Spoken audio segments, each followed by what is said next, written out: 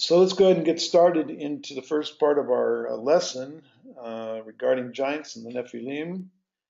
And because, again, the parsha this week of Noach, Miriam sent in a question about the so-called Nephilim and also gave us some pictures from a book that she has by a man by the name of Stephen Quayle, who publishes the Giants on Earth theory, which has its basis in part upon the readings of the English Bible, and some also arrive at the same theory by marrying the text of Genesis 6, which is in both parashot last week and this week, and they marry that text to the section of text in Revelation chapter 12, for which the Jamesville text brings us. So, great dragon, I think I have it here. Yeah, I do right here. There's the Jamesville text. So the great dragon was cast out. He cast out that serpent of old called the devil and Satan, who deceives the whole world, and he was cast to earth, and he and his angels were cast out with him.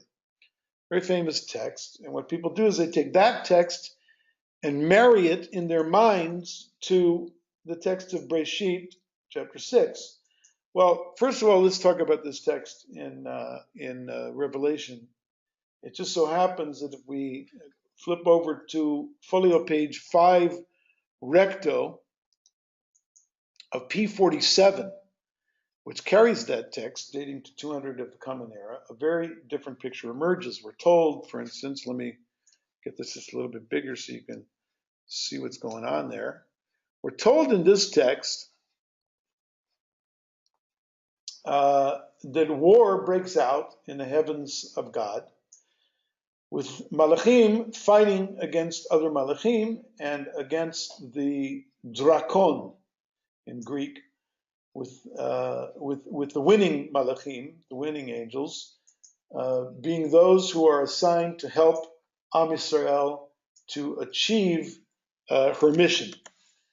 And as we said earlier, no malach, we already taught this some time ago, and you may remember from back in those webinars, the truth is that a malach in the Tanakh nowhere ever fights against God. It's unheard of. There's no possibility that a malach, an angel, can fight against his creator. He can't do that. It never happens. Unlike Christianity, which claims that there's this celestial battle going on between angels and God, and that's just not true. So when this drakon, the dragon, loses the war, he finds himself without a place in the heavens. And that means that he needs new orders from Hashem. And we're told that he's issued new orders, and the Greek employs this third person singular aorist passive verb, elethi, which appears twice in this particular verse. And you can see that text here. Let's see. Yeah, you can see it 1, 2 in the third column, the two occurrences of elethi. All right. And you also have a third person plural aorist passive, evlithisan, for which both verbs render as sent down, put into place, deposited, imposed, or stationed by decree or by an order. Okay. Only later English translations that come along insert these words that you read in the Jamesville text, cast out or cast down, in order to support the idea that the angel named Satan, rebels against God of his own free will, which leads to God kicking him out of the heavens and supposedly casting out Satan to the earth as punishment, together with this fictitious third of all angels. I don't know where Christianity gets that idea, the third of all angels. I have no idea. I couldn't find it anywhere. But the verb is really trying to convey the idea that God is imposing an order. He's putting an order that no one can defy. Yeah. And even if you believe that alethi means to throw out or cast down, which there's no support really for that, but even if you want to believe it, we're not given the reason why this angel that has a nickname Hasatan is cast down. We only know that he was in heaven. He lost a war fighting with other angels, not fighting against God, fighting other angels. And now he needs his next assignment. Okay? And it just so happens that his next assignment involves being sent down by Hashem to the earth. That's his next orders. Angels, all they do is receive orders. Okay, what do you want me to do next? Hashem says, you're now deployed to the earth. Go. And that's exactly what he does. Nothing here indicates that, as the Greek puts it, diabolos, or the accuser, which is a synonym for the drakon in the story of Revelation 12. The drakon is the dragon. It is also synonymous with ophis, a serpent, and is also synonymous with satanas, another Greek word which means the Satan, right? The accuser. All being the same malach, was removed because he rebelled against God. In other words, the whole concept that you have this angel that rebels against God. There is no angels. No such thing as an angel who rebels against God. Angels don't have the possibility to rebel against God. Rather, the accuser, who does he accuse? He accuses Am Yisrael, was by means of an order of God removed and went down to the earth to follow orders that God gave him to depart and go do his next assignment. Nowhere are we told that the drakon was angry, that the dragon was angry or vindictive at God for being sent down to the earth to carry out his mission. But he is angry at those in Israel who obey God's commandments. The drakon is angry, definitely. He's not angry at God, he's angry at Israel who's carrying out God's commandments. Because his assignment is to keep them from doing that. That's what he's told to do. Go see if you can try to distract them and keep them from following my commandments. And then accuse them and make them look bad before God. That's what his mission is to do. And all of his tricks are not working very well, at least in the Revelation narrative. They're not working the way that he'd hoped them to work. So the drakon gets angry at Am Yisrael. And in the end, he doesn't prevail against Israel. And God rescues Am Yisrael from the drakon because Israel turns to Hashem for help. It says, Israel cries out to Hashem, Hashem helps them. Now, after the drakon's mission has run its course, Sefer Ha'it Galut, the book of Revelation, chapter 19, will then tell us that God intends to ultimately throw this malach, who's called the drakon, who's called the ophis, who's called the diabolos, and who's called the Satan, into the lake of fire. And this malach, and the reason he's doing it is because the malach that he created for all these different purposes no longer exists. He doesn't need the angel anymore. So he puts him into the lake of fire and gets rid of him. That's it.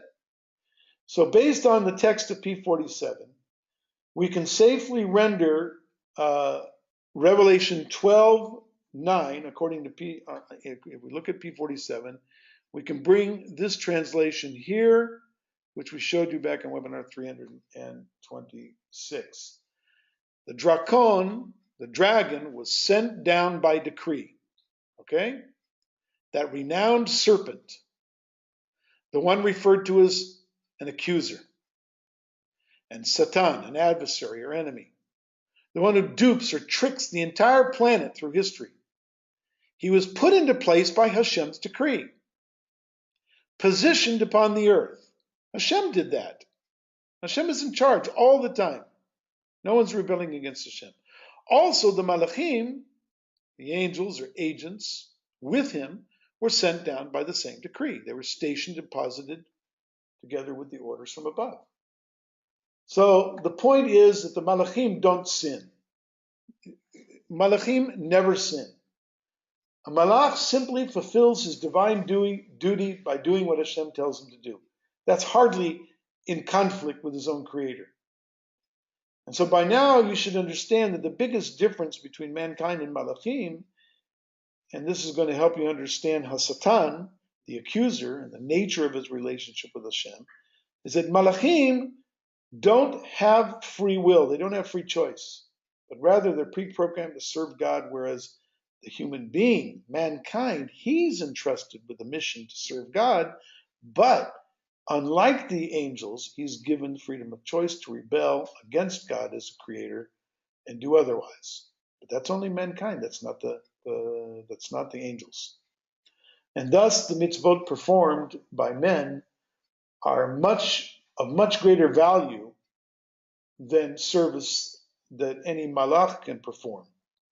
Which is why the Torah observance, whenever we do observe the Torah, it propels men and women to an infinitely greater spiritual height than that which would be available to the malachim. And also we understand why we're going to judge the malachim, who are trapped, so to speak, with a constant and stable level of doing only what Hashem commands. Okay? Now, all of that leads into the discussion of the Nephilim. Let me get rid of this. Could this angel be the same one tempted Eve in the Garden of Eden? It could be, but it's not necessary. Okay, we only know in Breshit of a serpent. It's not called a Satan there. Could be, maybe not. We don't know.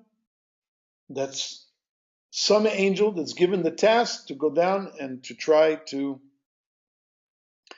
get Adam and Chava to break the commandments of God. Okay? So now, that leads us to this discussion of the Nephilim, which really isn't even the correct pronunciation, and we'll get into that in just a second. So let me first bring up this book, that the cover of which Miriam sent to us, because she had a question about Genesis 6, the giants. Okay? And this guy, Stephen Quayle, writes about this, and he calls these giants master builders of prehistoric and ancient civilizations. And when you engage most non-Hebrew speakers, they're going to think pretty much along the same lines that this Stephen Quayle is teaching here in his book. Because they're thinking and they'll buy into everything that he's writing here in this book.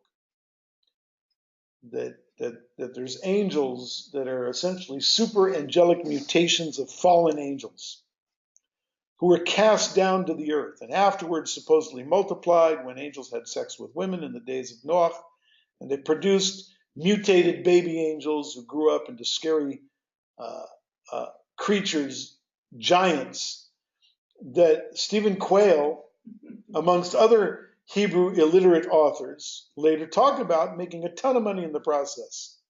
Okay? So let's take a look first at the scientific evidence. Just the and then from the scientific evidence, we'll then bring it into the reality of the Torah, okay, and what's really going on in this passage. Scientific evidence that Stephen Quayle and others use to support their theory of angels having sexual relations with women and bringing forth babies who become giants. Okay? No, I know. It's funny for us because we already did the study. We already know. Sorry, we already know the conclusion. But let's go over here. Wait a minute. We want 7. What happened to 7? Okay, let me go get that one. Hang on. I guess it didn't load here. Okay. Right. That's the other one. Okay. This is one of the pictures that Miriam sent us, and I guess it's in the book, right? It's in the book. I imagine it's in the book, or maybe in another book. Ask her, is it in the book? Miriam, is this one in Quayle's book? Because I wasn't clear if this was one that you found in Quayle's book. Yes. Okay. So now take a look at this diagram, best you can. Look at letter B in the picture, where we read, a 15-foot human skeleton found in southwest Turkey in the late 1950s in the Euphrates Valley during the road construction. Many tombs containing giants were uncovered there. So as you can see, it states here that there's a 15-foot human skeleton that was found. But in truth, the only thing that was really found when you research this is a femur. And that was only reported to have been found. This is a far cry from a skeleton of a giant, okay? It's just a femur that was reportedly found. Now, from this supposed find, a man by the name of John Taylor, the curator of a place called Mount Blanco Fossil Museum in Texas, he's commissioned by a college professor to sculpt the femur. So we have a graphic on that. That's apparently this guy here. Okay? John Taylor, in his own words, states the following, quote, I sculpted the femur, 47 and a half, 120 centimeters, based on a report in a newsletter where it was reported by a construction engineer who found it and other skeletons the same height. I was commissioned to sculpt the femur so that a college professor could show his students how large it was. In every instance, I have told others that it's just a sculpture. The real bone, listen carefully, was not available. Okay? Notice his testimony there. There's no real bone that's available. He's sculpting it on the basis of information he received. So the questions are, where are the pictures of all these giants and tombs they uncovered? And can Joe please give us the names of the construction engineer and the college professor? I mean, don't you think this would be, relevant material for us to check out? Can't find it anywhere. It doesn't exist. All right, that's one down, thousands ago. But we only think going over just a few of these stories will be enough to prove to all of you the credibility, or I should say the non-credibility, of all these ridiculous giant stories. Let's go back to our chart. Move on to letter F now, okay? This is a 19-foot, 6-inch human skeleton found in the year 1577 of the Common Era under an overturned oak tree in a place called the Canton of Lucerne in Switzerland. Now, Dee's research found the following information on Jason Colavito's website on a page labeled Fossil Bones and Giants. Now, Dee's going to post Jason Colavito's website. You can see it coming up on the screen. Don't look at it now, but you might want to copy it off and take a look at it later. Okay, now here's the interesting part. Okay, let me just get this into a quote. Okay, here we go.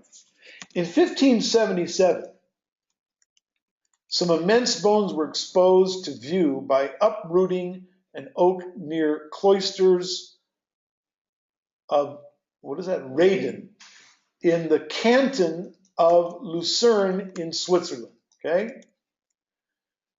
Which the celebrated physician Platen declared to be those of a giant whom he pronounced to be 19 feet high. He proceeded to put the skeleton together, okay?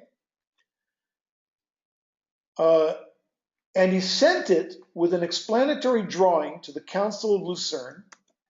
And in 1706, the anatomist, a guy by the name of Blumbach, recognized the bones, are you ready for this? Recognized the bones to be the bones of, yep, you got it, an elephant.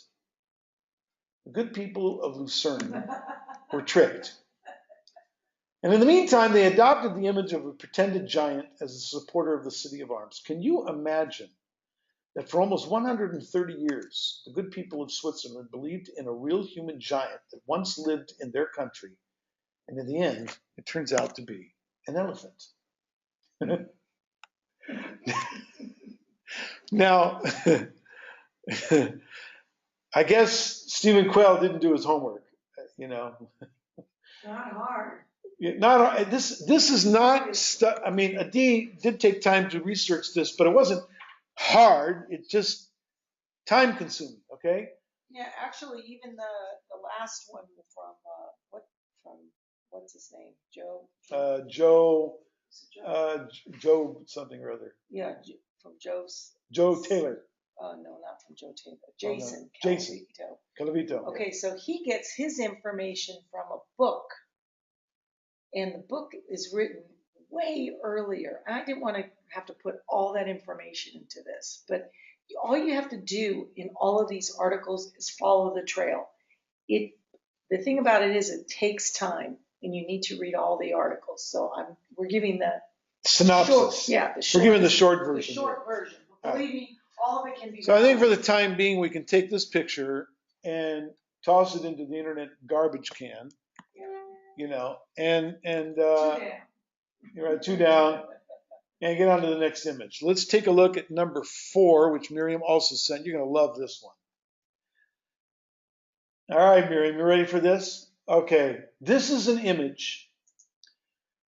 We see the so-called fossilized Irish giant, which was photographed and published in The Strand.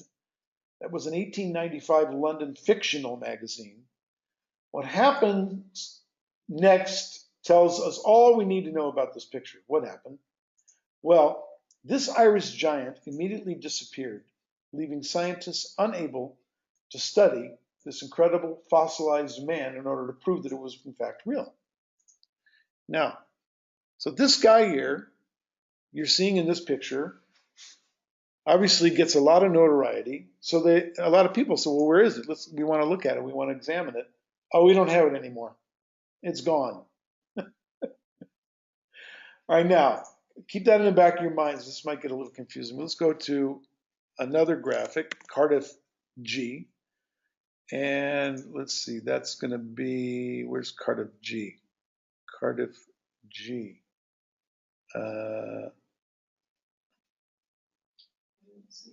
Cardiff G. Okay, give me a second. I do have it here. I must have forgot to open it. Yep, there it is. Sorry. Okay. All right, now check this out. This is a newspaper headline.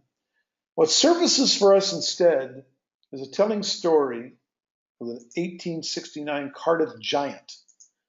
This is an epic story that shows how far an atheist by the name of George Hull will go to con religious zealots who long to believe that there were giants, that the giants really existed. He decides to create a giant after an argument at a Methodist revival meeting in which they were discussing Genesis 6:4, which, as you know, states in English that there were giants who once lived on earth. We even find in this epic story a narrative about the famous P.T. Barnum. Remember that guy who ran circuses, right? In the story, who reaps the financial benefits of this tale of giants. He ends up paying $60,000. Anyway, it's a big convoluted story. I think he's going to put up a link here where you can research it further if you want. In fact, 2 links.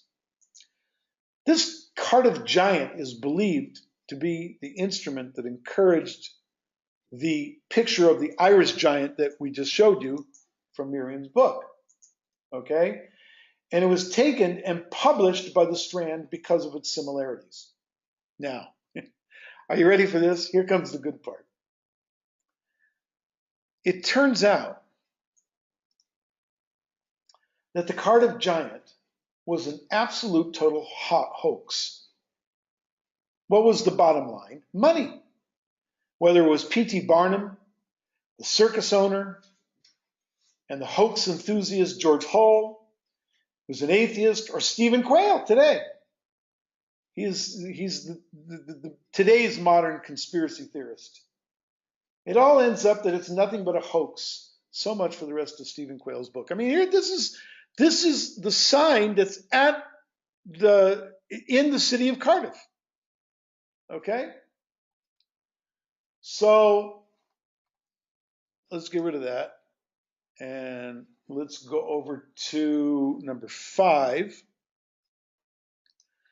Now, just concentrate on the top half. Forget about the caption on the bottom for a minute of this photo, okay? And before I even talk about it, I want you to move, we're going to move on to a YouTube video, which Adi again is going to post the link, that contains, in this YouTube video, contains this photo, okay? The same photo minus the caption you see in the bottom, okay? And it also, as we just said, this same photo appears in Quayle's book, okay? In the video, if you take the time to read it, or to listen to it, there's a section called Proof That Giants Once Existed, and we find the narrator challenging the discoveries that have been presented as creatures and giants. And he begins with the giants of Ecuador, stating, quote, that in the year 2013, a large female skull was found in Ecuador, which scientists determined to be 600 years old and 7 feet 4 inches in height, claiming that this was a mind-blowing event to science, since the average height of a woman in that era, in 2013, in 1400, in that era, was only 5 feet 8 inches. Okay? That's tall. That's tall for 5 feet 8 inches, pretty tall. Okay, but they're finding the 7 foot 4 inch female skull in 2013, which is into Ecuador, that's dating to the 1400s. Okay? Now, put that on the shelf for a second. Take a look at this picture. This is a woman named Yo Defen. Is that how you say it? Yo Defen? Yeah. Let's do a simple comparison. In January 2010, this woman, by the name of Yo Defen, is immortalized in the history books when the Guinness Book of World Records confirms that she was the world's tallest living woman at a height of 7 feet 8 inches tall, when the average woman in 2010 is 5 feet 4 inches tall. Now, 3 years later, 2013, as we mentioned, the skull of the 7 foot 4 inch woman was found, who lived in the 15th century, right? At an era when women, their average height was 5 feet 8 inches in average height, and she was claimed to be a giant, and it was considered to be a mind-blowing find. So you begin to see how ridiculous this is getting. If we look at the difference in height from both eras, there's a 20-inch difference in the average height of a woman in the 1400s compared to a 28-inch difference in the average height of a woman in 2010. So you have to ask yourself, where are the giants? And why would we ask that? Well, according to their logic, if Yo Defen is unearthed, let's just say another 600 years from now, Yo Defen is unearthed, okay? She'll be considered a giant, and it will be assumed that she lived amongst giants. You see the problem? Or go to, for instance, let's get rid of this. See if they understand that. Yeah, do you understand what we're saying? Does everyone sort of get where we're going with this? See, the story, let me go back to 5. This is the graphic in Miriam's book. But so the story of these Ecuador giants gets better when they state that after further research, 5 more, quote unquote, enormous skeletons were found, with the oldest skeleton believed to be that of a 60-year-old man.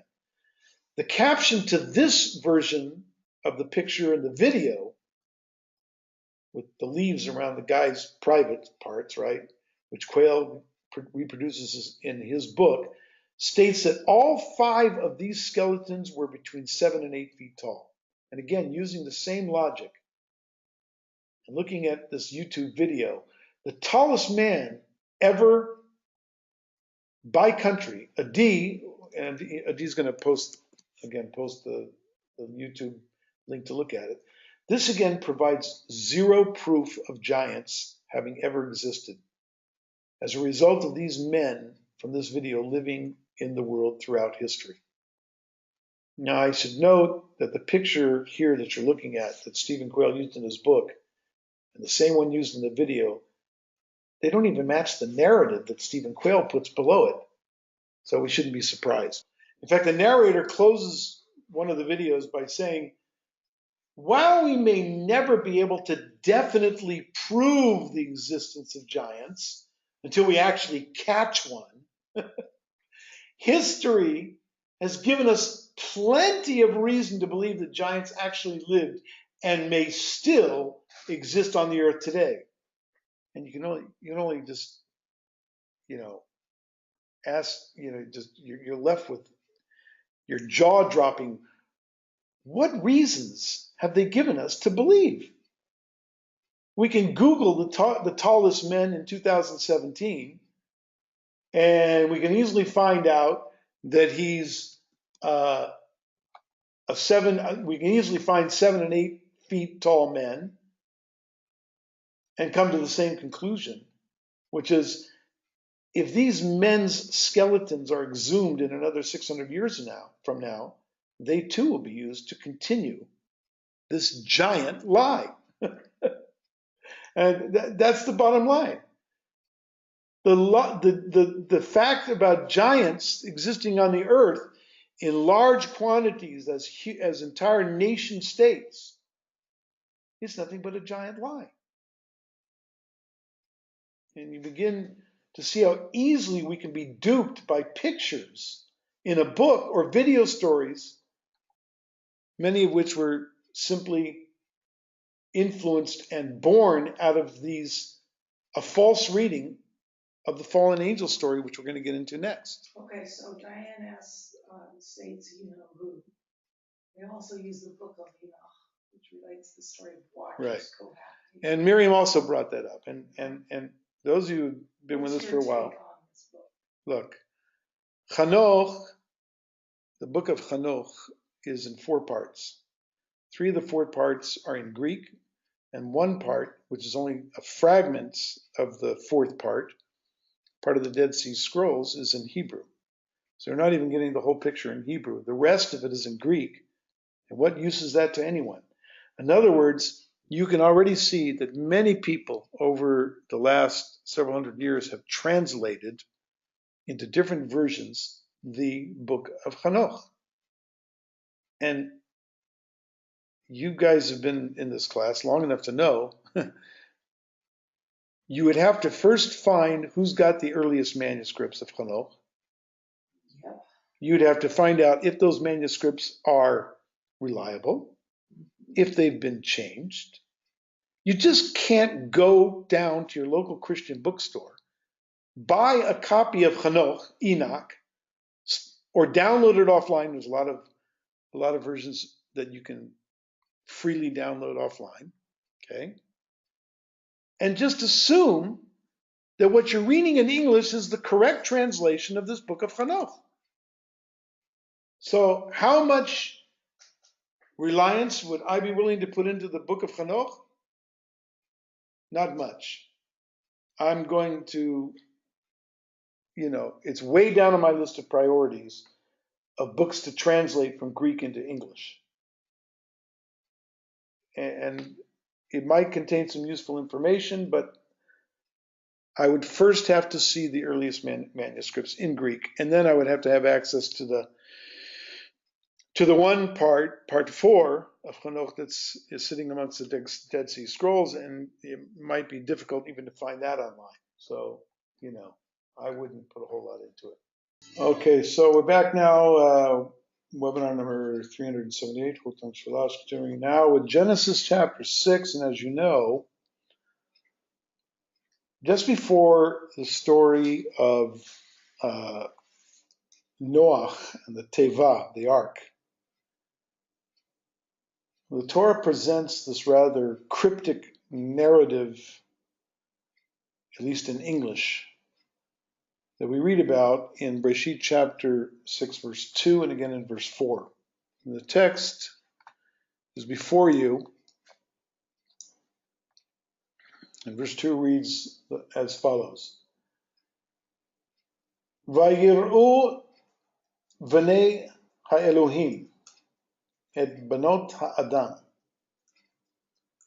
ki tovot hina vayikhu lahem nashim mikol asher b'charu. That translates to,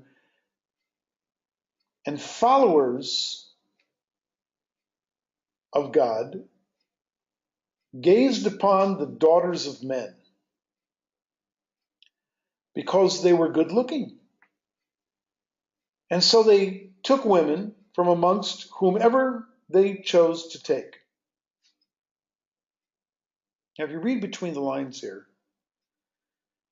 you can easily conclude that men who were once following God were now falling prey to their own lustful natures, and they were losing control of themselves. And they began to take women from whomever seemed good to them to satisfy themselves. And they began to abuse women, treating them as sex slaves. That's the implication that I see here. Instead of treating them with dignity that belonged to any human being, whether a man or a woman. Now, we can confirm this because all you have to do is look at the next verse, verse 3, where Hashem says, look, I'm not going to put up with this anymore. I'm not going to put up with a man who lives forever in this condition. Having fallen prey, having fallen away from following me, because the fact is, he has a human nature that has nothing to limit his lustfulness. There's no Torah in place at this point.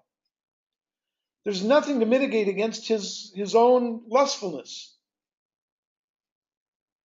So from now on, I'm going to number his days to no more than 120 years. He sees what's going on. It's not good. In verse 2. And so his solution, Hashem's solution is, I don't want him living forever like this. And I don't want to contend with him forever.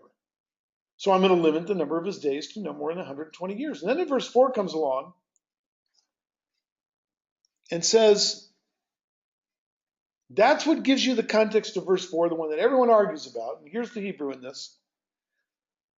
See if you can follow this a little bit in Hebrew. Nephilim hayu va'aretz b'yamim hahem. V'gam achreichem. That's a very important phrase, those 4 words, those 3 words. V'gam achreichem. I'll tell you what that means in a minute. V'yavo b'nei ha'elohim el banot ha'adam v'yaldu lehem. Now, let's just take these and translate this a little bit slower. But first, before I actually translate this, let me go through this. Let me break this down for you. Watch carefully first.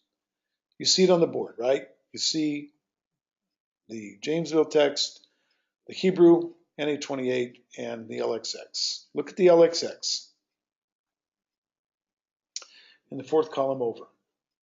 Watch carefully how the LXX, the Septuagint text, renders this Hebrew verse into Greek, and in particular the Hebrew word hanfilim. That's the first word that I've highlighted in yellow, hanfilim. Okay? Watch how the Greekies decide to represent this word, hanfilim. You can see here, from here over to here, that all highlighted. What we're reading there is ide gigantes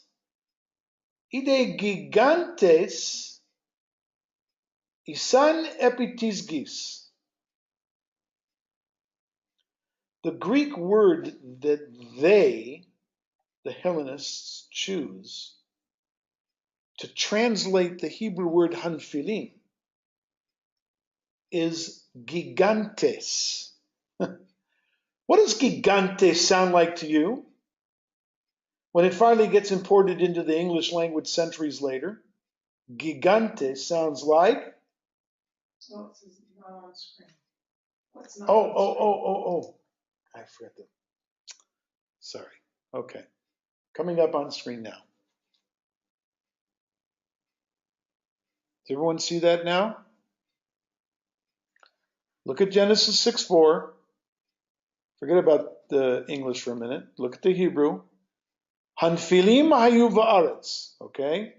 Look over to the fourth column. Genesis 6:4. Ide gigantes. I'm going to put gigantes in blue so you can pull out that word. Ide gigantes, isan, epitiskis. What does gigantes sound like to you in Greek? If you didn't know much Greek and you wanted to translate it in English. Like, yeah. Gigantes. What does it sound like? Because eventually that word gets imported into the English language. What does it sound like to you? Gigantes. Giants. That's right. Giants. And yet, now get this. In Hebrew, a nofel, from which you have this word hanfilim, a nofel is a person who falls down, or he's dying. You know, you can refer to as somebody that fell as somebody who died. Or he can fall away from something, right? Hu nafal me'amunah. He fell from his faith. Yeah? Nofel is a standard Hebrew, simple Hebrew word, verb. There's a verb form, there's a noun form for falling away, falling down. So in its most obvious context, what we're talking about here are men who were followers of God. That's B'nai Elohim. They were followers of God, and I'll explain that in a minute, how we get followers of God out of sons of God. And they're not following God anymore. Why? Because himnaflu, they fell away from Hashem. They stopped following Hashem. Naflu. Where is the justification to translate this Hebrew noun, hanfilim, into the Greek noun gigantes, giants? Where is the justification for that? Some guy decides, I want this word to be a giant, so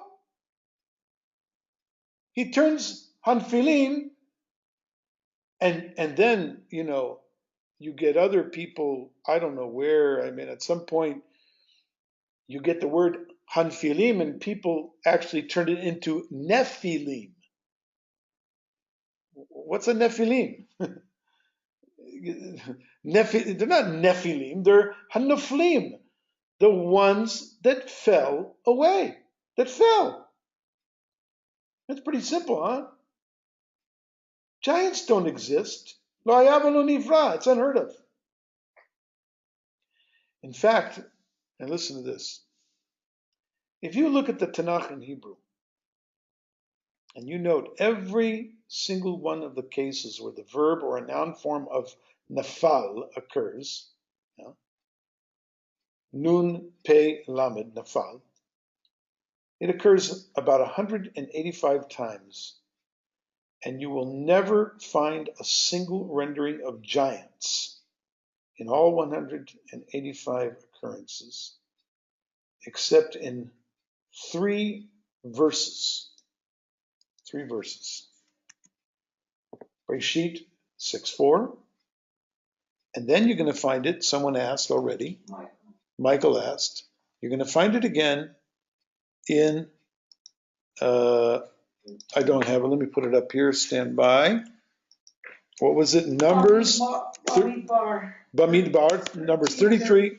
1333. Okay? And this is a very powerful verse. You get to see what's going on here. Twice in 1333, you're going to see that word. And let me show you. Hanfilim and here. Minan and Hanfilim. Okay, there it is. All right. So that begs the question. Since the Jamesville text presents the English term giant in a total of 18 different occurrences, 18 different verses, and in only 3 cases does that word even come to us from Greek, giants, right? Gigantes, which is rendered from the Hebrew hanfilim. Then from which Hebrew words did they arrive at giant in all the other cases, in the other 15 cases? How did they get to giant in all the other, how did they do that? And the answer is that giants in English came to us in every other case from the Hebrew word. If you actually look it up, and you just, all you got to do is check 18 occurrences of the English word giants in the New King James, possibly in the King James as well, and look and see what word in Hebrew is behind it. You're going to find in all 15 cases, Rephaim, okay? Or, if it's not Rephaim, that's only one possibility. You'll find another possibility as well, Anakim in Hebrew. 2 Hebrew words, Rephaim and Anakim, okay? You can see that both words, only Anak is mentioned in 1333, and I'm going to explain. There's Anak, the Anakim, and you're going to see what's going on, how this plays out. Let's talk about Rephaim first. Rephaim, which is not in Numbers, but it's other. It's yeah. Oh, it's scattered throughout the Torah. Okay, and it's in Joshua, I believe, as well. Listen carefully. Rephaim were one of the 10 nations listed in Breshit chapter 15, verses 19 to 21. In the vision and the Brit, the covenant that was given to Abraham called the Brit Ben Abetarim. That's that covenant that God made with Abraham called between the parts, Ben Habetarim, where Hashem had made a contract with Abraham, okay, to remove the 10 nations who were occupying the land of Israel, for whom that land was never reserved, and so that he could give that very same land to Abraham and his descendants. Just for your information, those nations were Ha-Keni, that's 1. Ha-Knazi, Ha-Kadmoni, Ha-Hitti, the Hittites, Ha-Prizi, the Perizzites or something, Ha-Rephaim, there's that people group right there, Ha-Rephaim, Ha-Emorim, Ha-Canaanim, the Canaanites, Ha-Gergashi, the Girgashites, and Ha-Yevusi, the Jebusites. Okay? So that you find the Rephaim listed in the 10 nations that possessed the land that Hashem was giving to Abraham. Okay? Now the second term from which they get, which you find giants attached to in English, is Anakim, Anak. They were descendants of one man His name was Anak. That's it. His name was Anak. Anak's father was a guy named Arba. This man Arba built the city, the ancient city of Kiryat Arba, which still exists to this day as a Jewish city, next to Hebron today. Anak, the son of Arba, had three sons, Achiman, Sheshai, and Talmai, all of whom had numerous descendants. They literally became a nation state, these Anakim. Now, it just so happens that today the word Anak in Hebrew, does mean huge, big. But in this case, it's a proper noun. Anak is a man. Doesn't mean he was big or huge. Maybe he was a dwarf. We don't know. All we know is that Anak had a father. His name was Arba. And Anak had three sons, and I gave you their names. But Hashem dispossessed all of them from the land, as it's written in Devarim. If you looked at Devarim 2:21, we read, V'yashmidem Adonai mipnehem, v'yirashum v'yeshvu tachtam. And Hashem destroyed them, the Anakim, before Bnei Israel, who took possession of the land and dwelt there instead of them. What ends up happening is the only places in those days that the sons of Anak were left after Hashem destroyed them, there were only found a remnant in three places: Aza in Gaza, Gat, which is near Aza, and Ashdod, also to the north of Gaza. And that was only until Kalev. Remember Kalev? Kalev and Yoshua ben Nun and Kalev were the two good spies. Kalev later expels the Anakim even from Gaza, Gat, and Ashdod. And after that, the Anakim disappear from world history. They're never heard of again. Okay? Now, here's the really stupid part. Both Hebrew words, Rephaim and Anakim, which again, translators translate them, well, both Hebrew words, they're later translated by the Septuagint randomly and interchangeably. These are just proper nouns, but the LXX decides to randomly and interchangeably translate them either as proper nouns, which is what they're supposed to do in each case, but they don't, as the Rephaim or the Anakim, using Greek transliteration, or in several instances, they just decide of their own accord they're going to translate into a Greek plural noun, giganton, which is rendered into English as giants. So this should be revealing to you, this should show you that Bible translations today of our Torah are not done from Hebrew. They never have been. Bible translations are translated from Greek. And you'd have to ask yourself, if I'm a Bible translator, why in God's name would I translate the Torah from Greek when I have Hebrew, the original language? But they don't do that. And so the word giants sneak in to English translations from proper nouns of Rephaim and Anakim. But they weren't ever giants. Those are just names of nations and nation states who descended from those who had fallen away from worshiping Hashem.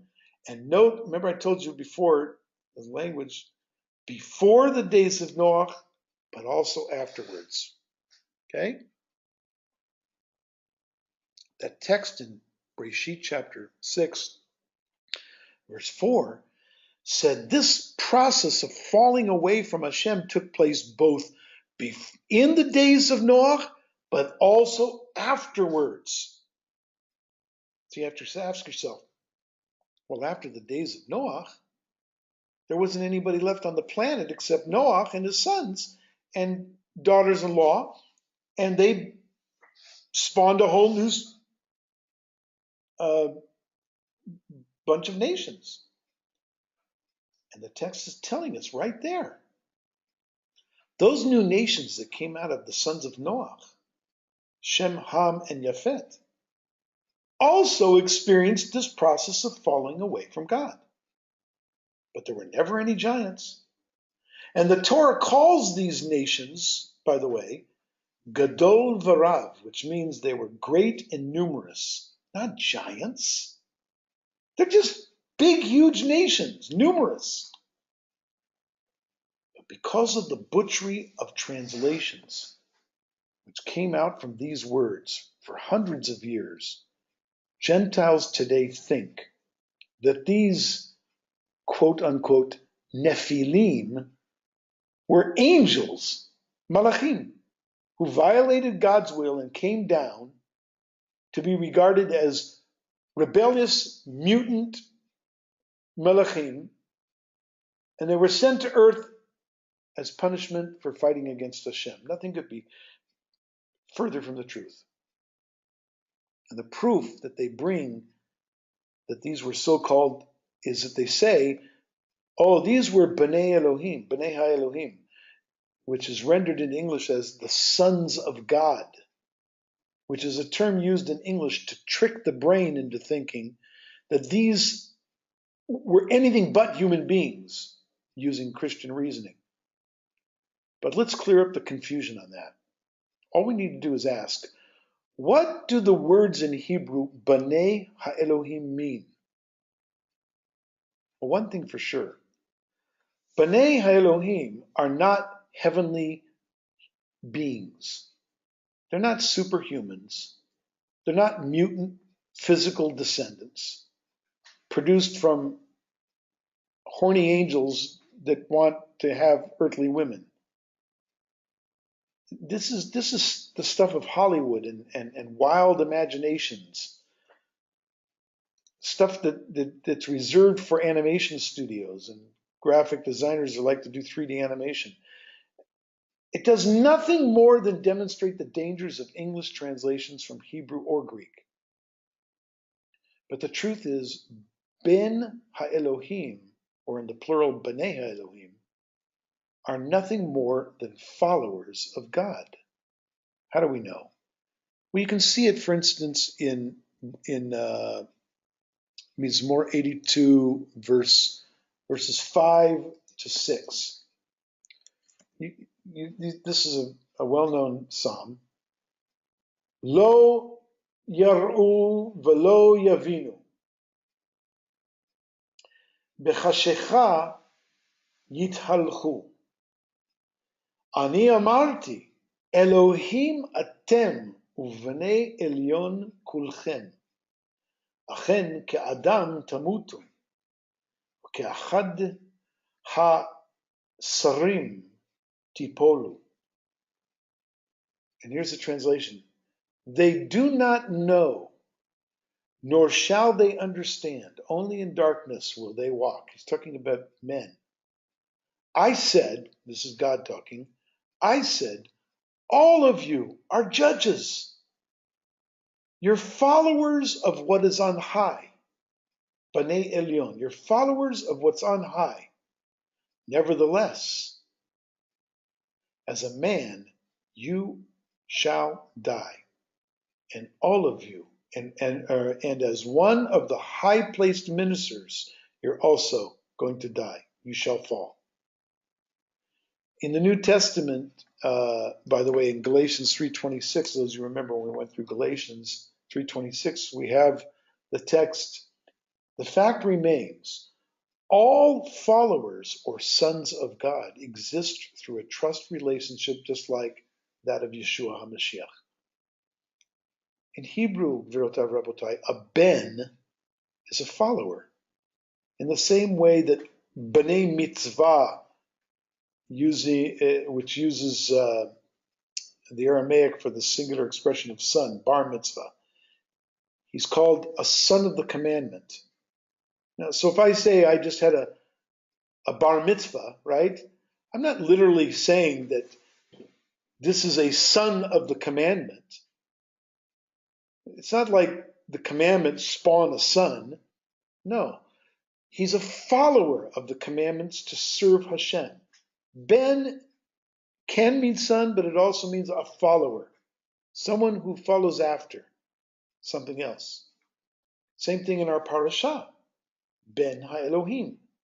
Okay? These are people who follow the revealed Torah of God during the era in which they are alive.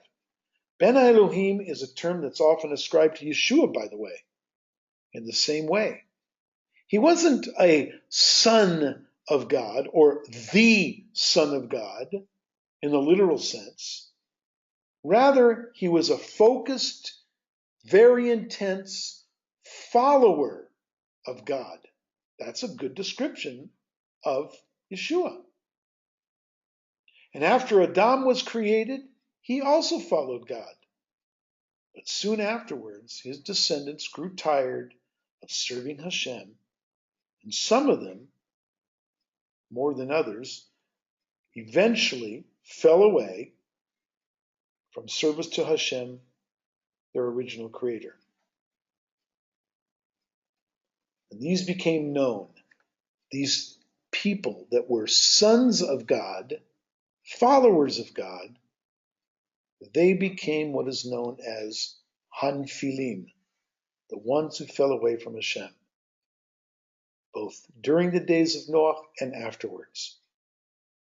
The way the Torah describes them is that these guys who once feared Hashem took women from amongst the daughters of men to fulfill their lusts. They became savage, brutal, abusive to women. You can see in this week's parashah what happened, right? And also Hashem says in Breshit 6:2, here's the translation of Breshit 6:2. These Hanfilim, these Nephilim, if you will, I don't even like to use that term, but I'm keeping it in the Hebrew in this translation. These Nephilim who fell away from following God were upon the earth in those days and also afterwards, in which Bnei HaElohim, or the followers of God, would come to the daughters of men, of a man, and then those daughters gave birth to children for them. And so Hashem lamented in the very next verse. And in the opening verses of Parashat Noach, he determines to limit their days to 120 years. What happens next? Then Hashem saw the evil of man, and it was huge upon the earth. And that every intent and every thought of their hearts was upon evil all of the time. And that gives rise to the lead verse of the flood narrative, beginning in verse 6, and then the parasha begins in verse 9. But some of the communities of these Hanfilim, they tried to make their way back to Hashem. They didn't have any success, and the reason is because they did things on their own terms instead of asking Hashem. In the end, they were all destroyed by the flood. But that didn't stop the hearts of men from rejecting Hashem in future generations after Noah. It didn't take long before the descendants of Noah to also lose their way from Hashem. And before you know it, men everywhere were rejecting Hashem. So, to start a path back to Him, Hashem calls Abraham. He sends him back to the region of Gan Eden, to the land of Hashem's choosing, and then you know the history from there. But in the meantime, others tried to produce a form of worship to Hashem, which Hashem didn't approve of. These men became with a great name for themselves. They made a great name for themselves, and they became great and numerous, the Torah tells us. As we mentioned earlier, Arba had a son named Anak, which is which in Hebrew means huge or a giant. Okay? A giant or giant? Well, the word came to mean giant, I should say. Anak had many sons, so it could the reason it may be referred to as Anak is because he was just maybe he was huge or he had a big family. We don't know. Anak had many sons, huge, scary men, all of whom had no morals. They were far from God. They became known in the region as a new breed of Nephilim, those who fell away. I didn't get that in there. Fell away, okay, from Hashem. Okay, those who fell away from Hashem. So now it's happening on the other side of Noah.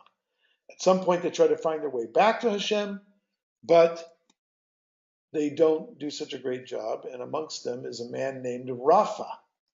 Right? Amongst these guys that try to make their way back to Hashem is Rapha, from whom comes Rephaim.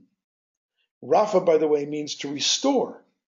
We get the same modern word for doctor from this Hebrew word Rapha, which becomes Rophe, the one who restores health. So the Rephaim invent their own sense of morality, their own rules, but Hashem doesn't approve.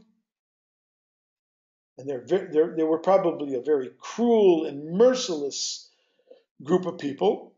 In fact, in the region of Moab, on the other side of the Arava, in the southern part of the Arava, next to Jordan, what today is Jordan, they have a nickname, according to the Torah, called Emim, the ones who strike terror in your hearts. So you don't see any of this stuff in the English Bible. English Bible translations centuries later didn't know what to do with any of these Hebrew terms, Nephilim, Anakim, Emim, Rephaim. So what they do is they sweep all of these terms into one word and translate it as giants because they don't know our history. And they certainly don't know the Torah. But there weren't any giants in the land. There was just this guy named Goliath who probably had that disease called, what was it called? Gigantism, Probably Goliath and a few of his brothers, and or maybe a few of his people had gigantism, and. But he wasn't an angel. Goliath wasn't an angel, Goliath. He didn't fall from the sky. He didn't have sex with women and created mutant superhumans with the power of the Hulk and Spider-Man and Batman, and Mighty Mouse and Underdog. That's a bunch of nonsense. In fact, one of the early sages, Rav Shimon Bar Yochai, he would curse anyone who translated the term Bnei Elohim into sons of God. And this is because in Hebrew, Elohim, in essence, is merely an expression of authority. It's a title for God, not his name. It describes his authority.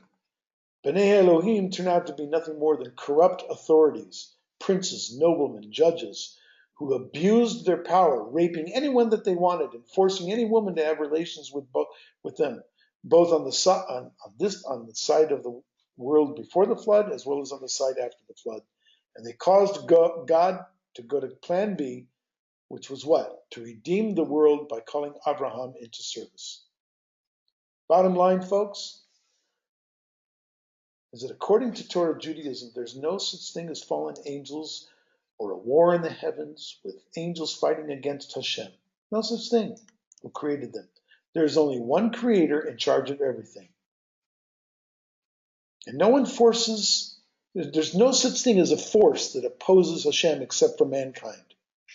Even Satan is merely a job description of a created being whose divine assigned task is to deceive, accuse, and prosecute in general, to tempt people to turn away from Hashem by means of the gift of free choice given to man by Hashem. And that's all we have.